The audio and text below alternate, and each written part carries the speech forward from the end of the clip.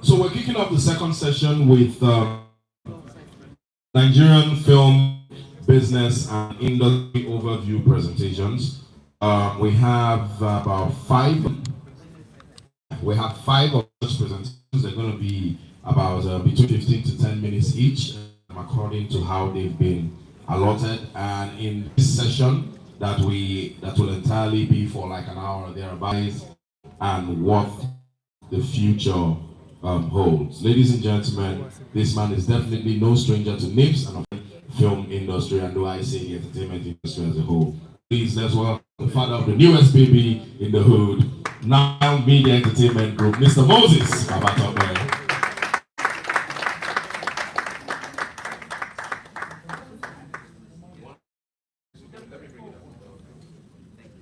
Thank you very much.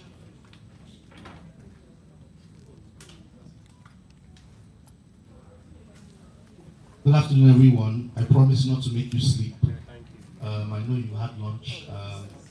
This is good. We'll go through very fast. Can I have the slides on the screen, please? I hope it's clear enough. And I hope we're having a good summit so far. Can I get a yes? Thank you very much. So the topic is modern cinema business in Nigeria. We're trying to quickly go through a few slides is to share with you as concerned the highs, lows, and what we think the future holds for the cinema industry. Courtesy of Night Entertainment, we'll share the slides to you. We'll share it through the NIFS email, I believe. So, okay. All right. So please, let's have the next slide. That's what we're looking at. And very quickly, we're going to look at the evolution of Nigerian cinema. We're going to look at the highs, the of modern cinema, a new era of cinema expansion.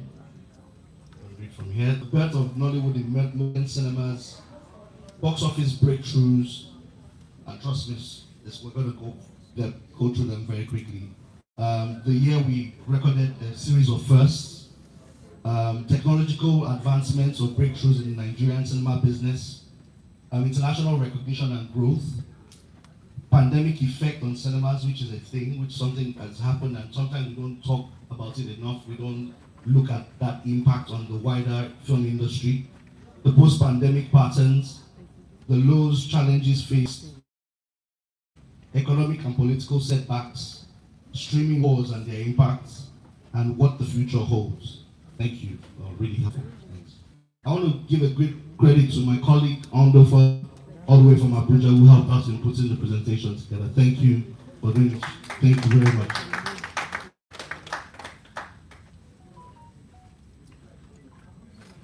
Okay, so, like I said, I'm going to breeze through this. Modern cinema in Nigeria, courtesy of our great pioneers, Silverbird Group. Silverbird Cinema Galleria was opened in 2004, and 20 years in May, I believe. We've now had modern cinema going, returned into Nigeria. And we term it modern cinema going because we're able to track data, track box office numbers as of that time. And we've kind of broken it down into key sections between 2004 and 2008, where we saw Silverbird open in Galleria, and then a few other cinemas happened in 2008, and Genesis Deluxe Cinema was born then. We also had pioneering films in 2009 and 2010. Kunle Afolayan's The Figurine was one of the commercially released films of that era. And then we also had Stephanie Okereke, I believe, Through the Glass. One point to note, between 2004 and 2008, we had what we call the 35mm print, or 35mm print, which was a very, very expensive medium of cinema exhibition. It meant that a lot of the Nigerian films couldn't get exhibited because they were very, very expensive. to show. Therefore, we were only beholden to Hollywood productions for a long time. But as we're getting into 2009, 2010, with the introduction of digital cinema distribution and exhibition, more Nigerian films started coming into cinemas.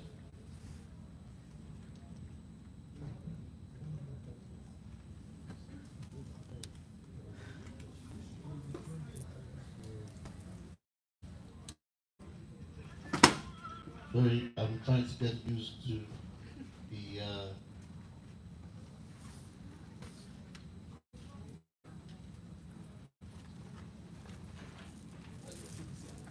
slow pace is great. I was wondering. I want to go back one slide.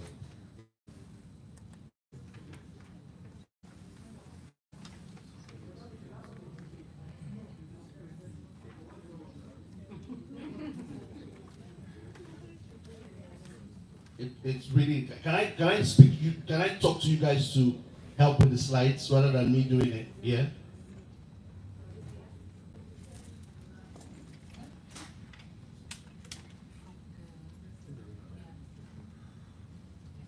Sorry about this, ladies and gentlemen.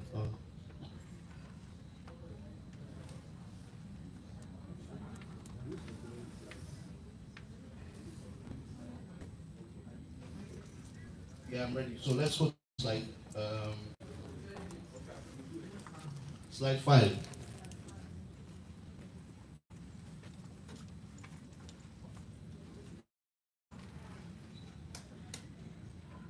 Okay.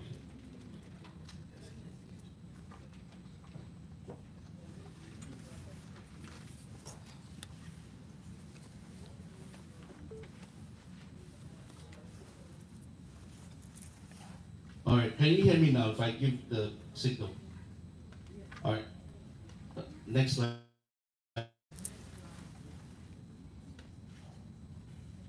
All right, yeah, this of modern cinemas.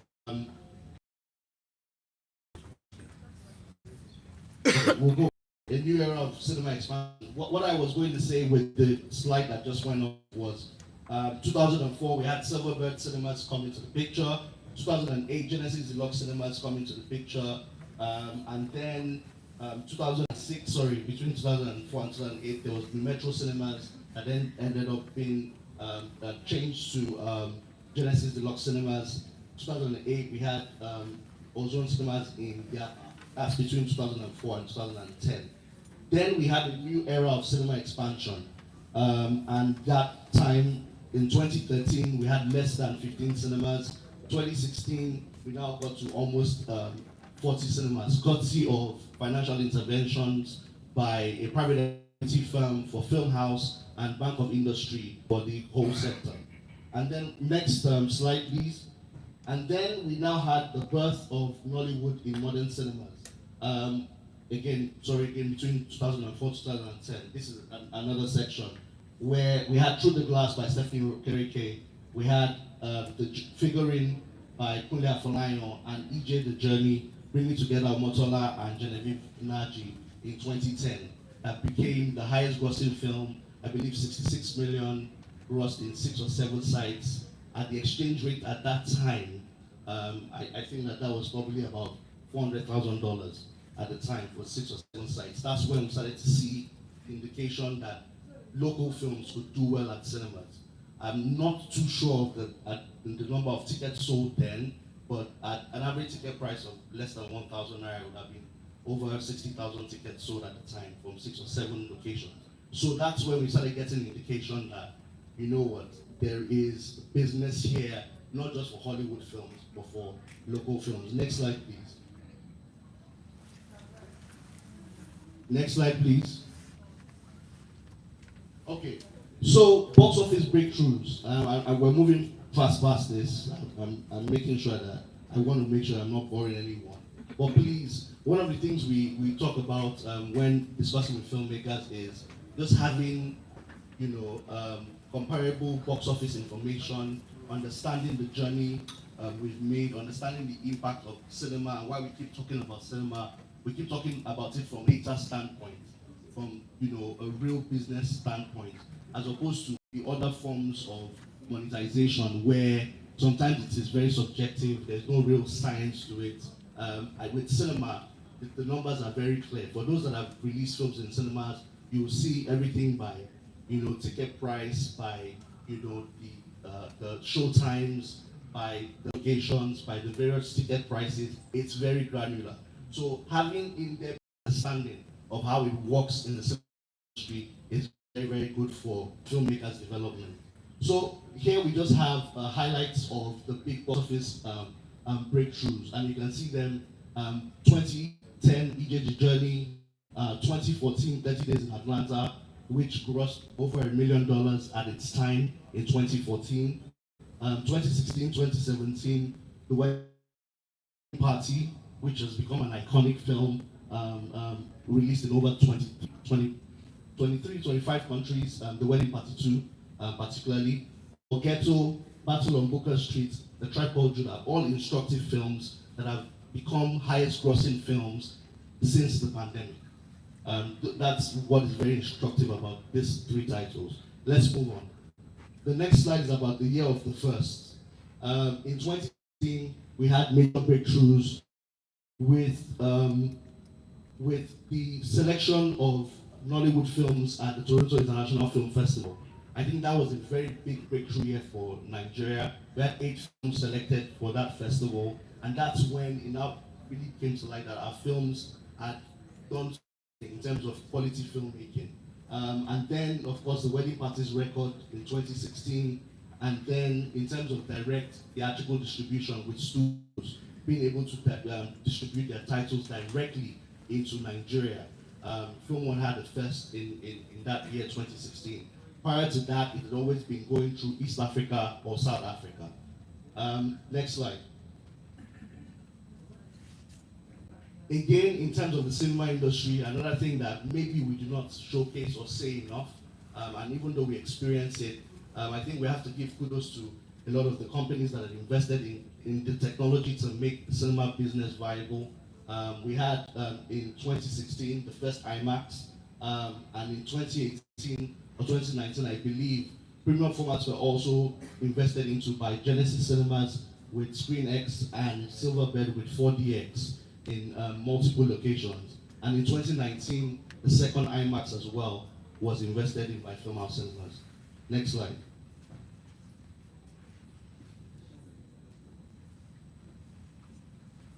So we've also had international recognition and growth.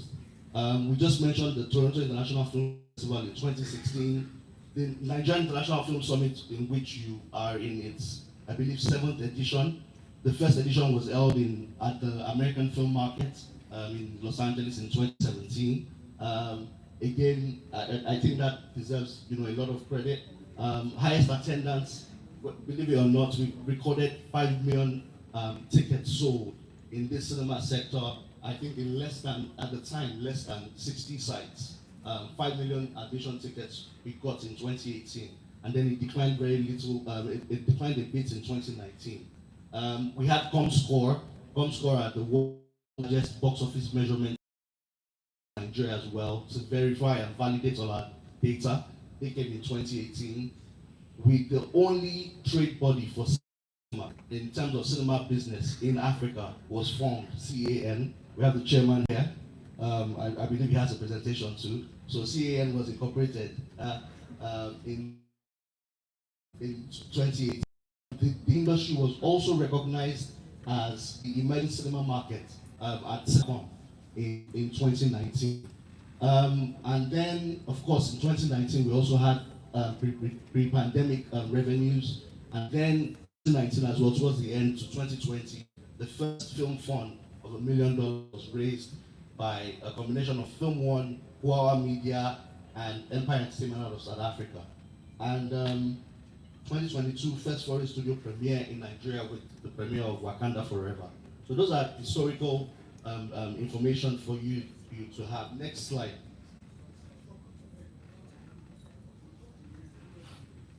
Next slide. So the pandemic effects on the cinema. I think we're now coming towards the lows that we've seen. A lot of those things that we expressed before are the highs. The the lows. We had cinema closure for almost 7 months in 2020. Unlike other parts of the world where you had some kind of resuscitation plan, some kind of palliative as they call it, the cinema industry had no intervention whatsoever. Cinemas were closed, stock was lost, equipment failed, rent started piling up, and it became really, really tough. Financial challenges as well, happened.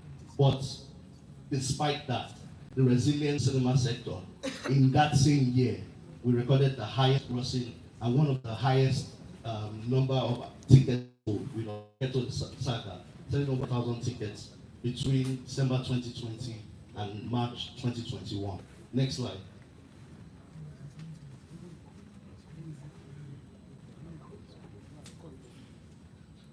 Okay. So again, we also even with the pandemic issues, we had a number of highlights, and some of them are: we got the first biopic to be released in cinemas commercially, Ayinla, and seeing Ayinla has kind of paved the way for other biopics. It was released by Filmone, and we've had a success with Umlayo Ransom Kuti in the last few months. So we had that first record in 2021. In 2022, new genres have emerged. In 2022, we had King of Thieves, which was the first epic to gross the amount of money it did, 322 million, I believe. And then we also had Brotherhood, distributed by Genesis, which grossed over 325 million in that year. So 2022 set the tone, despite the pandemic, despite all the issues, those happened. I'm now really looking to rush and finish in the next 3-4 slides. Let's move to the lows, the challenges faced. Next slide. So, yes, we've had those highs, we've had the challenges. We're being challenged with the return of a number of people to cinema. It's still being, patronized and doing well. This year will be a record-breaking year in terms of the Naira and Kobo. But in terms of the number of admissions, that's where we're really working hard, and we all need to work hard together. And I have speaking to filmmakers and stakeholders, because a number of us are also aware of the fact that there's a squeeze with streamers and the other sorts of revenues that we've all become kind of dependent on. But cinema kind of seems to be the one that is resilient and continues to do well. We need to work hard at getting more people to come to cinema. We also need to work hard at ensuring that they see the right kind of quality content that they believe is value for their money. Delayed commercial viability for Nollywood films, and then challenges of 35mm film exhibition in early Nollywood cinema. So we had talked about that. Next, please. What lows have we also gone through? Between 2015 and 2016, currency devaluation happened. Content supply was also affected. We had a studio stop supplying for a while, and then of course, real estate changes, because real estate is also priced in dollars. So we've had those challenges in the past. Next slide.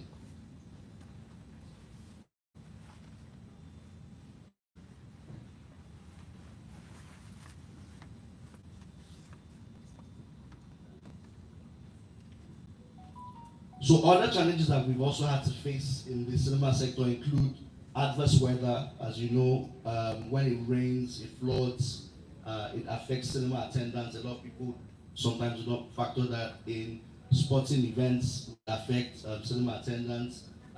Strikes has affected cinema attendance, and indeed with the streaming wars, that means consumer behavior has also changed over time. Of course, we shouldn't forget the pandemic, which we've mentioned, and we shouldn't forget the other economic factors like the war in Russia and Ukraine that led to inflation, for energy prices across. All of these things have had an impact. Next slide. Of course, the elephant in the room, streaming has had an impact one way or the other, whether we like it or not. We still believe it remains complementary to cinema business, but we've seen a number of big blockbusters go directly to streaming, with streaming perceived as very, very affordable compared to average ticket prices or per ticket price. That has been tough for the cinema industry. What does the future hold in 2 quick slides? Next slide. So, we think that there are emerging trends that support the fact that cinema is going to grow. Last year we did 7.34 billion in cinema tickets sales. We believe that this year will be 10 billion. We believe that next year will continue to grow. We expect to have the first cinema admissions growth in the first time in 3 years for that to happen this year. We think that technology is going to play a huge role with cinemas. We anticipate more collaborations between filmmakers for the cinema industry. And the very, very last slide before I leave and exit here for the next speaker. Last slide. So we think that there will be different types of cinema. Right now we have the mainstream cinemas that are what we're used to, that has all the different technology offerings. We think and we believe that there needs to be a cinema business or operation for the lower tier. We think that there is business for the higher tier as well. So we expect that diverse cinema offering to be what will sustain cinema in the future. We think Nollywood box office would get a higher share of the total box office in 2025. And we believe that big IPs will be the main staple. So expect to see Omoketo 2, expect to see Merryman 5, expect to see IP being exploited. Yeah, expect to see Jennifer 4. Those are the big, we believe that the big tempo films are the ones that will be the order of the day. Very mindful of all the things we've had to take, information overload. I hope that if nothing at all, there's been some useful information about the dynamism, about the resilience, about the importance of the cinema sector in 2 decades. This is paying tribute to the results that have been achieved, but also hoping that the next 2 decades will be even more successful for all of us involved. Thank you. Thank you very much, Group CEO, Nile Entertainment Group, Mr. Moses Babatope. Once again, a round of applause for him. Talking about the film business, the evolution of cinemas, how far it has come and everything in between, not forgetting the very beautiful future rather, that is ahead of it, and it definitely can only get better. At this point, we're spending the next 10 minutes to... One second, please. Okay. Next up, we're going to be hearing from a seasoned film distributor and producer who has 2-decade experience in business, finance, exhibition, distribution, and production. Ladies and gentlemen, okay, 15 minutes, pardon me, 15 minutes for the next speaker. Ladies and gentlemen, the founder and CEO of Cinemax Entertainment, a leading distribution and production company in Nigeria. Please let's welcome Ajayi.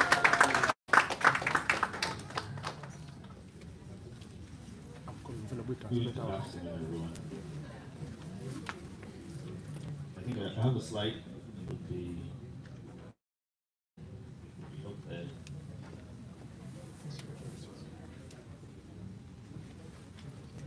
How's everyone doing? Are we having a good conference so far? Okay. Okay, so my name is Ajayi. I'm the CEO of Cinemax Distribution, and I'm just going to talk you through some of the work we've done over the last 18 months at Cinemax. Moses gave a very... It's a good thing I was speaking about Moses. He's giving you the industry the industry perspective. So there's no need for me to go into the industry, right? But a few things he said, which I think I want to highlight, which is that at some point in this cinema industry, in a particular year, we sold about 5 million, and and at that time, ticket prices was about 1,200 average ticket prices thereabout. So total box office, if my math is correct, was somewhere around 5,000 times. So I think it was around 6 billion then thereabout. Obviously, we've had we've had issues with COVID. We've had decline in admissions. Last year we were about 3 million in admissions. But obviously our box office is higher because of increased ticket prices. Ticket prices are now around 1,000. So this year we put it to be about 10 billion box office, right? It means is even at 10 billion, we're still about a 25% decline in thereabout. Now, I think generally the good news is that we're still very optimistic about the future of the industry. We've done, so I mean, think back to doing 5 million admissions again, and then multiply that by average ticket price of 4,000. That means potentially we could be doing a 20 million box office at current. I'm not talking futuristic. I'm saying just get back the people coming to cinemas before, or replace the people that come to cinemas with a new audience, and you're immediately at 20 billion. Even though I think that in the scheme of things, for a country as big as Nigeria, I think that's still we still have a long way to go. I think potentially this is a massive, massive industry. And when we talk about the industry, we need to look at the different facets, whether it's box office, it's YouTube, it's streaming. I think potentially we again haven't tapped the gold mine in this industry, which takes me to our next slide, please. To some of the things that we've tried to do over the last 18 months. Next slide. Next slide, please. Okay, it's a bit about Cinemax distribution. I mean, we're a distribution company. What a lot of people don't know is we're also a production company. The name of our production company is Captain of Sea Productions. So we distribute and we also produce. We produce and co-produce as well, partner with producers. Next slide. Next slide. That's fine. So milestones. So over the last 18 months, as I was saying, a number of things we've done. As some of you know, I was in Genesis for 10 years and then founded Cinemax in January 2023. In June, we licensed a number of films to Prime Video. One of the films was Sister, which was a very success, building Steven's Sister. In July, we released a film in cinemas called Hotel Abamba. We registered a production company called Captain of Sea Productions. We've gone ahead to do a number of co-productions as well. Last year, we co-produced a film called Adam Odadi with Messi Aigbe and went on to gross 220 million box office, which I thought was very commendable. Please clap for us. Thank you very much.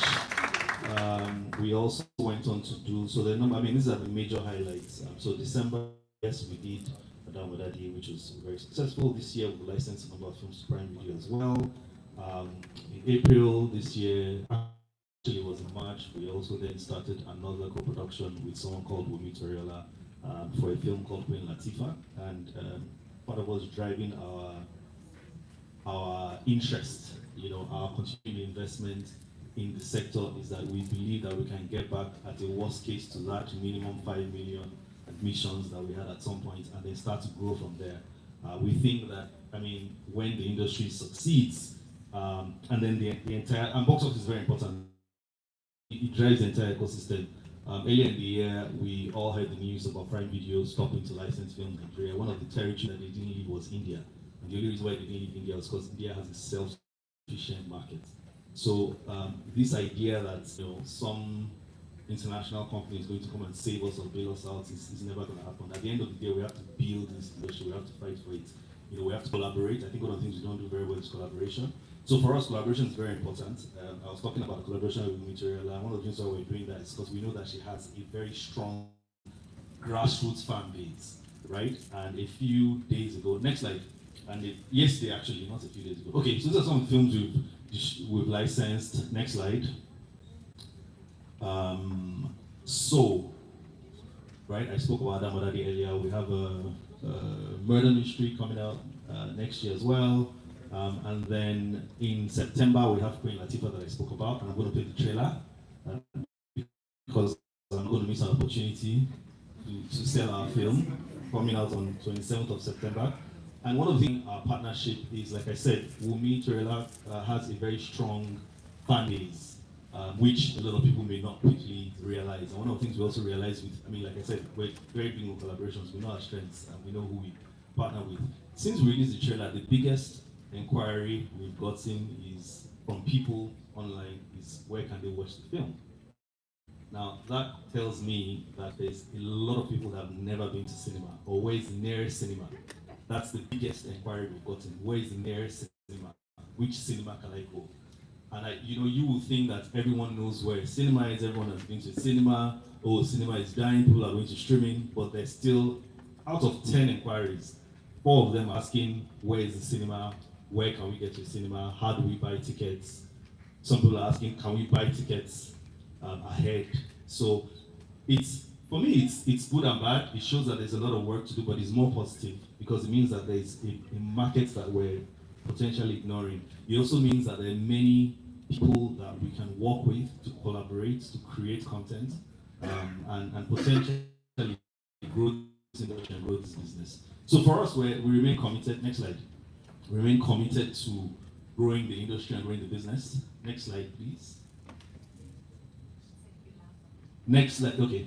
These are some of the releases coming out second half of the year. Queen Latifah in September. Strong is faith-based by Dimbo. Dimbo Atia coming out in November. 143 is coming out November 22nd as well. Thing Line, another co-production with Messi Aigbe in December 20, 2024. I think the next slide is the trailer, so please sit back and enjoy our trailer.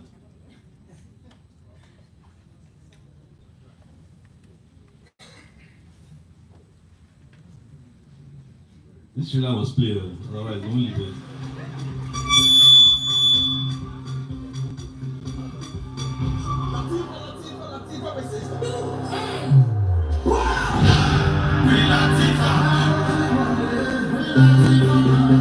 How many countries did you get to travel to? Where did you go? Few cities like Milan, Tokyo. For real? I graduated from the Greenwich Marketing Postgraduate Program. Hello, I'm in Paris, so I live in Milan. Like you guys.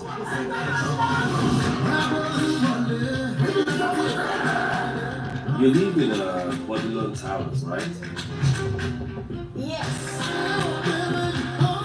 Lagos is an opportunity disguised as geography. Welcome to the center of excellence, the Nigerian capital of dreams come true. Latifah. No, you just laugh, you never miss what If you want to drive Rolls Royce 2024, just knock on the door of inauguration. 1 minute after I get married, we are going Latifah, Why did you have to hear me tell like that? is this true? No. In Nigeria, there's women and there's women. Oh. I have seen this type before. I've smelled a rat.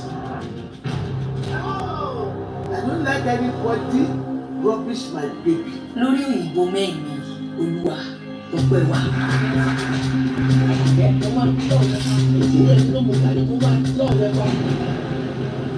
You make me laugh. You make me hope. Your face is the first image that hits me every time I wake up.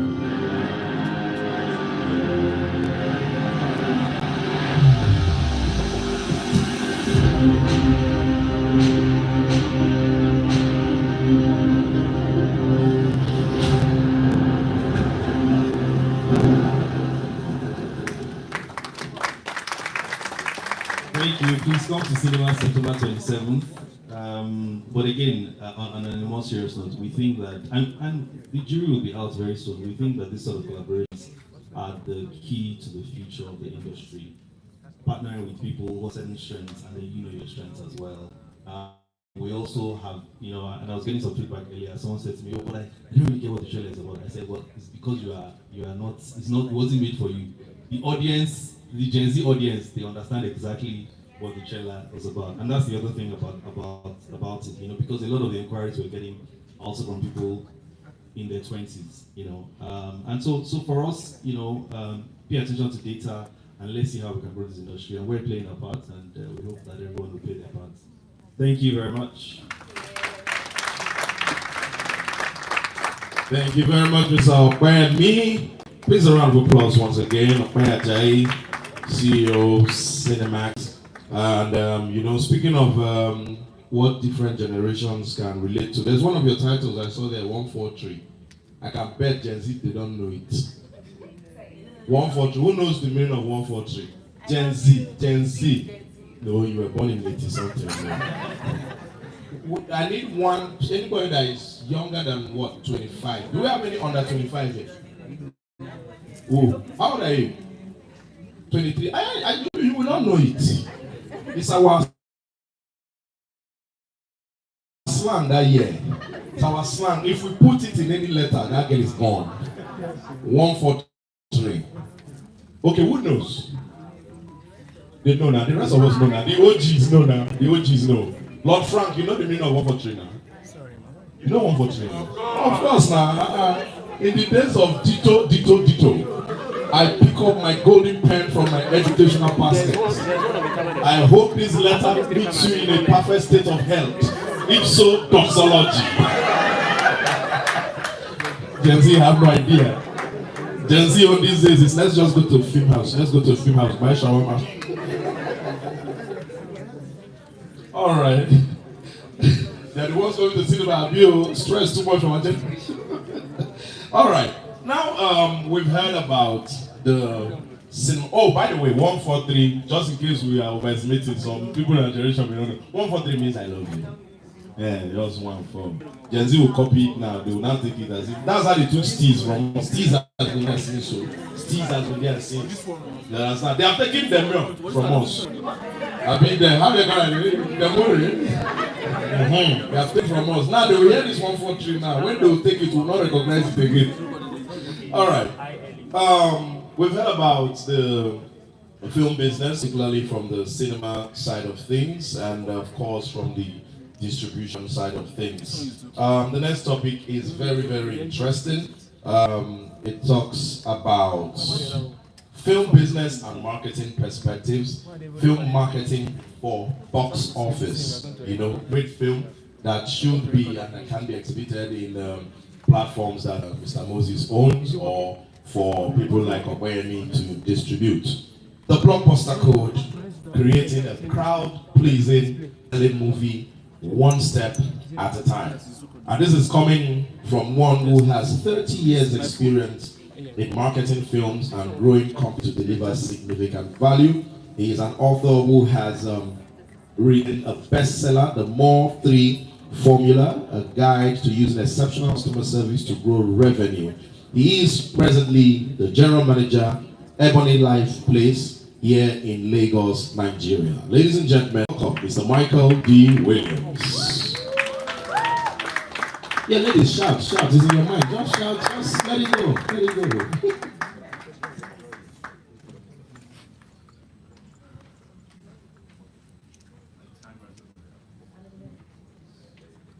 Good afternoon, everybody. So, 15 minutes to deliver a presentation. Class I normally teach at Ebonylife Creative Academy in 2 hours. So, if I'm going too fast, I apologize. All right, so will someone do the slides for me? Okay, how many filmmakers in the house? Can I just see some hands? Filmmakers? All right, so this is especially for you. If you're producing a film. The question is, if no one sees your next film, did you actually make it? Because that's the whole point, right? I'm assuming you made it for people to see it. So this quick talk is all about how you make that possible. So, next please. So marketing a film, just as important as making one. I talk to all the producers, especially young ones, and this is the thing I always stress, is that you need to, first of all, get enough screen time. You want to make a return on your investment, build a following. You want to make enough, hopefully, to finance the next film, not begging everybody as you're doing now, right? In the end, you really want to make some money. Next slide. So where does it begin? A lot of people I talk to, they ask me to consult, help them market a film, and they say, the film is about to go, it's being released in 4 weeks, and I usually say, I can't help you, because it's too late. Whatever's done is done. You can do some social media, you can do whatever, but it's done. So your marketing actually starts before you make the film. From the time you start with the concept, you're trying to figure out who am I targeting and potentially who would watch this film that I'm looking at the script. Should I make it? Who should the cast be? Will the cast appeal to this audience, and so on and so forth. So that's what you're doing all the time. You're thinking about your product placement, which is part of how you're going to make that viable. So you're looking in the script, is someone using a phone? Is someone using a laptop? Is someone visiting the bank? What are those brands going to be? How can I make sure that I have some commercial agreements in place, right? So that's all part of it. Next, please. So when does it begin? It begins, so I don't know if you can't really see this particular, it's from the Hollywood Reporter, it's an article, and it's announcing that Will Packer and Ebonylife had nabbed the rights to this article about Poppy. You guys remember Hush Puppy? Yeah. Right. So this article, I think, is from 2021. That's when the announcement was made. The film hasn't made yet. It might come out in 2025 or 2026. So when I say to you, when does the marketing begin? For the film that is yet to come, the marketing started in 2021. Acquisition of the rights for the story was the beginning of it. So that's when you start, when you have your script, or when you get the lead cast, or you get the director, and you keep on making all these announcements. This is happening, that's about to happen, this is happening next. And all you're doing all the time is you're trying to create anticipation for your film. Not when the trailer comes out. Okay, just showed you the trailer. What did you show them before the trailer? And before that, and before that. That's what I'm talking about. So the trailer is very late in the game when everyone's finally seeing it's about to hit the screen that they've been anticipating for the last year or two. That's how you do it. Okay, so starting so early, not only creating the anticipation, but for a lot of you, you want to warn other producers that might have the same idea. Usually when you have a great idea, you think you're on your own. Do you think that when Mo Budu and Will Packer were trying to get the Hush Puppy story, do you think they were the only ones? They were actually bidding against somebody, and I was in the background helping them to write a letter to kind of get the studio to go in their favor, right? So you think you're alone, you're never alone. Oh, that is a great idea. Wow, this is, I'm sure this movie you're about to okay, The Fake Life. A lot of people have had an idea about that, right? So you want to bring out everything you can as early as possible. Someone goes, someone's already thought about that. Let them move to the next idea while you move on with yours. If you don't have a lot of money to market, the less money you have, the earlier you start. The more money you afford to be relaxed, you can make $1 million trailer, you can do $1 million premiere, and so on and so forth. If you don't have any money, start early.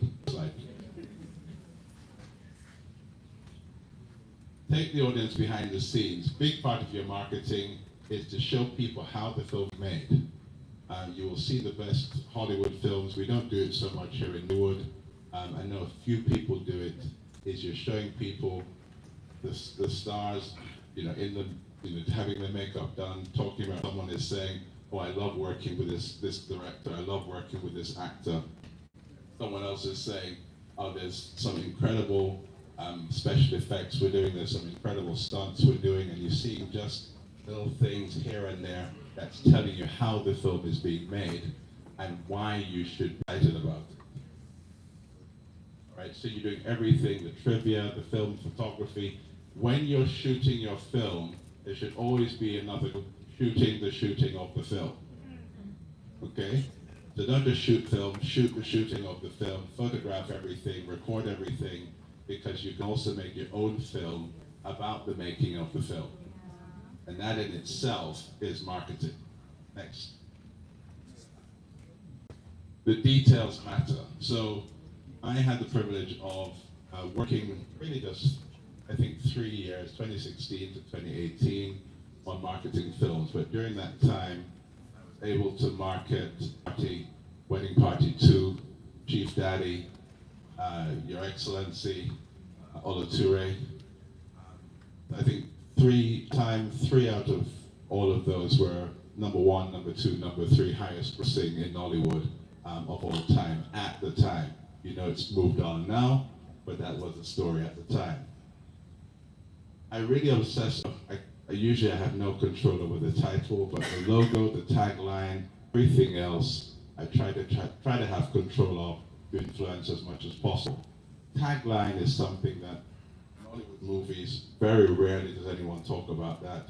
Very few people actually try to write a good one. I saw a good one the other day. I'm trying to remember now. But I always take notice when there's a really good tagline on an Hollywood film, because it's so rare. I got inspired years ago by this film. Anybody remember the tagline for this film? In space, one can hear you scream. Still gives me a chill now. And I always have aspired to try to write taglines at that one. Your graphic design has to be excellent, your photography. Nollywood's come a long way, the posters are looking better, the photography is better. Some people still don't get it, they still grab scenes from the film, put everybody together. You'll see a lot of posters. You'll just see a bunch of people letting you know we have all these stars in the film. Comedy film looks the same as the thriller, looks the same as the action movie, looks the same as the rom-com. And they're all completely different. I did any of this. The first time I had to do any of this, I studied, I think when I did the first rom-com, Royal Hibiscus Hotel, I studied, I think, top 50 or top 100 best rom-com posts in Hollywood to try to figure out what was the formula. Because every single piece of material has a formula. And so that's what I did, that's what I studied. Okay, let's move. Okay, make your best trailer possible. If possible, make more than one. If you're appealing to different audiences, make different trailers. We had a conversation just during lunch. I said, I saw your trailer, I didn't understand it. He said it was made for Gen Z. I said, well, you need another one for me, so I can come see the film as well. And he said he has another one. I said, please, send it, release it. So they're gonna do 2 trailers. That's important. And if you have to make 3, you know, some films they'll make 4, right? Just keep giving you a better and better. In Hollywood, by the way, the people who make the trailer have nothing to do with making the film most of the time. They're people who just know how to make trailers. Sometimes the trailer is better than the movie, right? Yeah, so that happens. So use an expert editor, script your trailer, write the trailer like it's a movie. What's the story, beginning to end? You can figure out how you're telling the story of the story so that people can anticipate it. Use a great voiceover. You know the voiceover that tells you about the film, right? So you have to use a great voiceover, great music. Quite often the music is not even in the film. Doesn't matter. The sound effects that you see on the trailer are not in the film. And you test it over and over. So you say the trailer is for Gen Z. Did you test it with a group of Gen Zs? Thank you. There was one for me. Did you test it with people like me? Or you didn't? Yeah, but test it with everybody. Test your trailer just like you test film. All right, make the best possible poster. That was the poster we made for the Royal Hibiscus Hotel. There have been a lot of romantic films in Nollywood since that was 2018. Have you seen a better one than this yet? Yes. Which one? Tell me, so tell me, if you say yes, which one? Okay. The point is, we studied how to make this thing, to create something, and we created it especially, by the way, because it was going to TIFF. It was going to the Toronto International Film Festival, and we wanted it to appeal to that market, not necessarily to a Nollywood market. And so that's the other thing, is sometimes you have to create more than one poster. For this film, I think we created 4, maybe 5. 4 actually, and we kept moving that along. So make it consistent with your strategy, make it memorable, and think ahead to multiple formats. So you think ahead not just to this format. Are you going to have billboards, which are completely different shape? Are you going to have things on phones? You know, how is it going to show up in different places? What's your standee going to look like? So you're photographing and you're thinking all of those things ahead of time. You can see the one on the left, that was actually made for a Nigerian audience, because now we wanted to show, we know this one, we know that one, we know him, we know her, we like her, we like, right? So you can see the difference. So we would not have done that in Toronto. That one was for this audience. And then we also looked at different ways of getting the story captured in lots of different ways. The Hibiscus Hotel, the Hibiscuses, the hotel, everything. You guys see how different it looked, appeal to different audiences, and that's what we did. Next slide. And we did still more.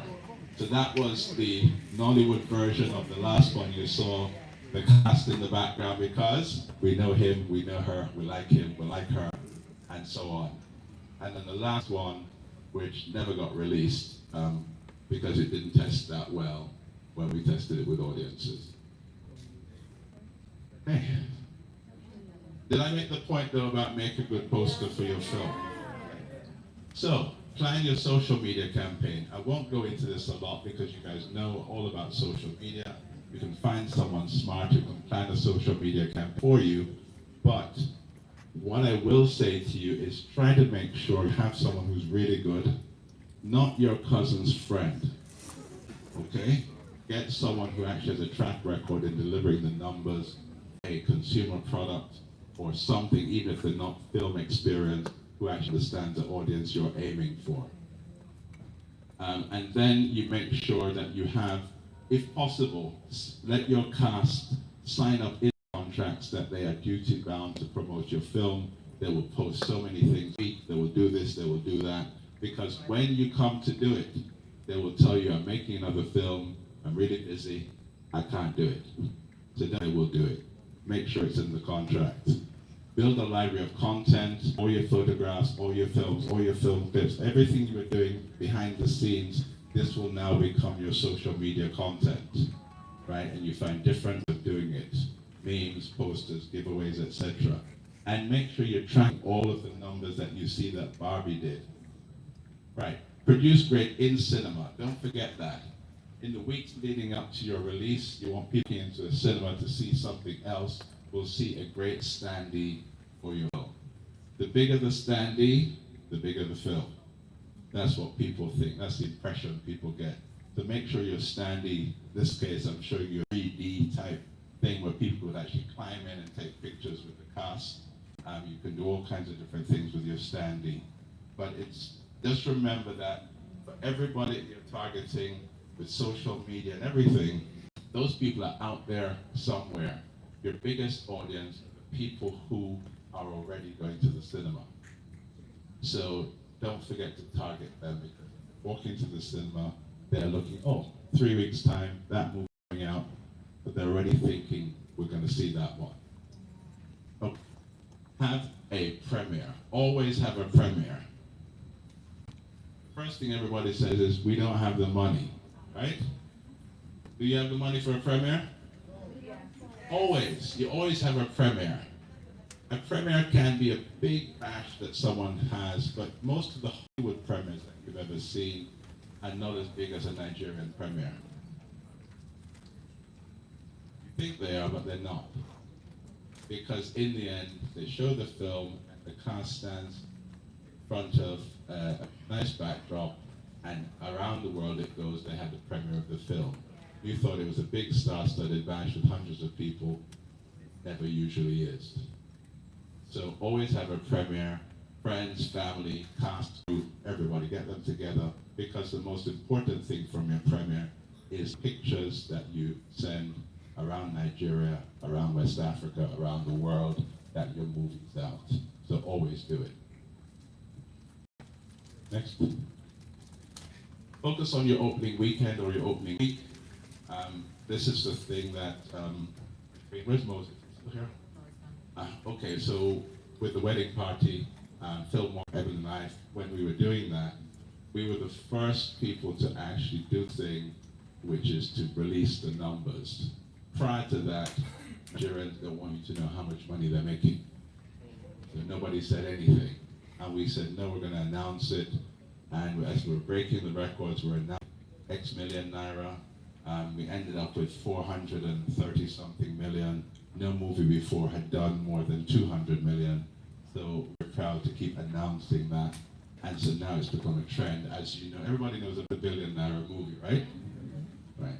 And no one was shy, but we had to break that whole stigma around releasing your numbers. And you just keep going from opening weekend all the way through. Usually there's a trend, you open big and it goes down from there. But we've seen movies. I think King of Boys was one, there's been a few others. Open small, word of mouth. So that's why you have to keep going, because you never know. And then it just got bigger and bigger. There's a movie right now in the cinema. It Ends With Us, Blake Lively. Anybody seen that? It started small, going up, keep going. I'm getting a signal that I shouldn't keep going, so I'm going to stop. Thank you very much. Thank you very much, ladies and gentlemen. A round of applause for Mr. Michael D. Williams, General Manager, Ebonylife. His opinion on the floor. Wow, that was a master class.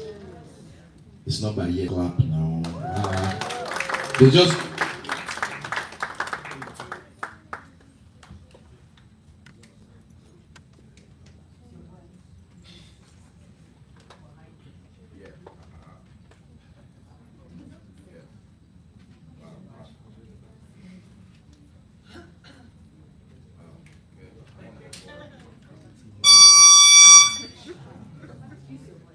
all right. Yes, project, huh? All right.